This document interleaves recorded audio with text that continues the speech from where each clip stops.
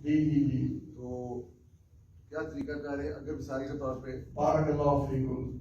یہ ہم نے ایک حدیث پچھلے درسوں میں بیان کی ہے کہ نماز میں آؤ تو بھاگنا آؤ، آرام سے آؤ، جتنی پڑھ لو وہ پڑھ لو اور جتنی رہ جائے اس کو مکمل کر لو. آپ آئے ہیں، امام جس حالت میں ہے نماز کی تکبیر تحریمہ میں کہہ کر نماز میں شامل ہونا ہے، کیونکہ اس کے بغیر نماز میں داخل ہی نہیں ہو سکتا. یہ نماز میں داخل ہو کر اسی طرح اس حالت میں چلا جائے جس حالت میں امام ہے.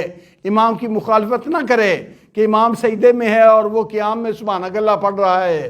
نہیں، فوراً نماز میں اللہ اکبر کہہ کر تکبیر تحریمہ کہہ کے نماز میں داخل ہوا، اللہ اکبر کہے اور سجدہ ریز ہو جائے.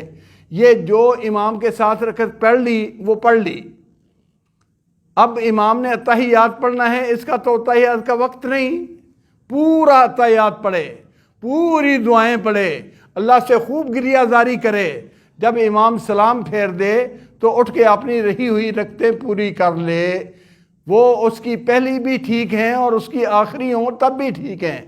یعنی جس طرح ساتھیوں کو بتایا گیا ہے کہ یہ جو امام کے ساتھ پڑھی تھی یہ کون سی رکعت ہے، زیادہ بہتر یہ ہے کہ نمازی کی یہ پہلی رکعت ہے، اس کے بعد پڑھے گا وہ دوسری ہوگی، اس کے بعد تیسری ہوگی، اس کے بعد چوتھی ہوگی.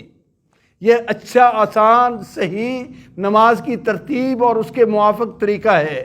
اس طریقے پر نماز پوری کرنا بھی آسان ہے اور نماز کی کوئی حالت بدلے گی بھی نہیں. ذکر و اذکار اپنی اپنی جگہ پر آتے رہیں گے.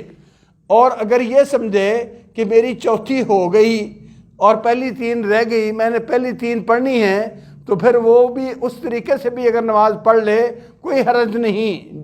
دلائل کے اندر گنجائش ہے، ایسے مسائل میں وسعت ہوتی ہے، تنگ دامن نہیں. لیکن نماز کی ظاہری حالت چوتھی پہلے، پہلی آخر پر، یہ بالکل نماز کی حالت خراب ہونے والی ہے اور بسا اوقات نمازی کو اس کے مطابق پوری کرنی مشکل ہو جاتی ہے. وہ پوچھتا رہتا ہے جی اب میں کیا کروں، میں کیا کروں، میں کیا کروں. جبکہ پہلا طریقہ زیادہ انسب، زیادہ صحیح، زیادہ آسان اور زیادہ نماز کی حالت کے موافق ہے.